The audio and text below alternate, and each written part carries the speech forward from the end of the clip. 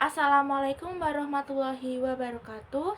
Halo semuanya, perkenalkan nama saya Nadia Vega Arista Hidayanti dari kelas 2A Psikologi dengan NIM 24070160028.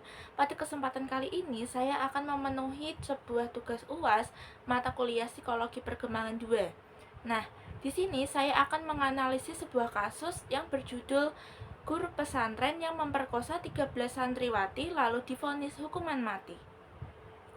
Nah, jadi guru pesantren ini berinisial H. Nah, si H ini adalah seorang guru sekaligus pendiri dan pengelola beberapa pesantren dan lembaga pendidikan di Bandung, Jawa Barat. Nah, ia dikenal sebagai sosok yang religius dan dihormati di lingkungan pesantren. Namun, di balik citra tersebut, si H ini melakukan pelecehan dan pemerkosaan terhadap belasan santriwati yang sebagian besar masih di bawah umur. Kemudian kita masuk ke awal mula kejadian. Nah, kasus ini berlangsung sejak tahun 2016 hingga 2021. Nah, modus yang digunakan si H ini adalah memanfaatkan posisinya sebagai guru dan pemilik pesantren untuk mendekati santriwati. Nah, ia ini sering mengajak korban untuk konsultasi pribadi, belajar agama, atau menginap di asrama dengan alasan pembinaan. Nah, dalam situasi inilah si H melakukan pelecehan dan pemerkosaan. Korban diancam agar tidak melapor, bahkan ada yang diiming-imingi bantuan pendidikan atau ancaman akan dikeluarkan dari pesantren jika menolak. Nah, kenapa sih kasus ini tuh bisa terjadi? Ternyata kasus ini itu bisa terjadi karena adanya relasi kuasa yang sangat kuat antara pelaku dan korban.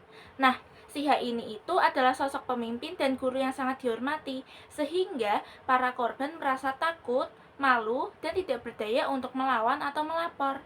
Nah, lingkungan pesantren yang tertutup dan minim pengawasan dari pihak luar juga membuat aksi si H ini berlangsung lama tanpa terdeteksi. Nah, korban utama dalam kasus ini adalah 13 santriwati yang masih di bawah umur. Namun, jumlah korban diduga lebih banyak karena ada beberapa santriwati yang belum berani bersuara. Dari hasil kejahatan si H ini, lahir 9 bayi dari para korban. Nah, para korban mengalami trauma berat, baik secara fisik maupun psikologis. Nah, kasus ini terungkap setelah salah satu korban akhirnya berani melapor ke polisi dengan didampingi oleh Lembaga Perlindungan Saksi dan Korban, serta Komisi Perlindungan Anak Indonesia. Setelah penyelidikan, polisi menemukan bukti-bukti kuat berupa pengakuan korban, hasil visum, dan keterangan saksi. Nah, kasus ini terungkap setelah salah satu korban akhirnya berani melapor ke polisi dengan didampingi oleh Lembaga Perlindungan Saksi dan Korban serta Komisi Perlindungan Anak Indonesia. Setelah penyelidikan, ternyata polisi menemukan bukti-bukti kuat berupa pengakuan korban, hasil visum, dan keterangan saksi. Nah, si H ini akhirnya ditangkap pada tahun 2021 dan proses persidangan berlangsung di Pengadilan Negeri Bandung. Nah, pada Februari tahun 2022, si H ini dinyatakan bersalah dan dijatuhi hukuman mati. Seluruh aset milik H ini juga disita untuk membantu para korban dan anak-anak hasil kejahatannya. Nah, putusan ini menjadi salah satu vonis terberat dalam sejarah kasus pelecehan seksual di Indonesia.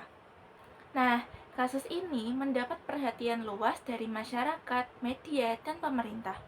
Banyak pihak yang menilai bahwa kasus ini membuka mata publik tentang pentingnya perlindungan anak di lingkungan pendidikan, terutama di lembaga berbasis agama.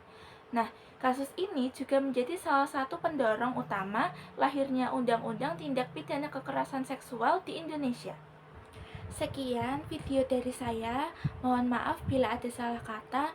Wassalamualaikum warahmatullahi wabarakatuh.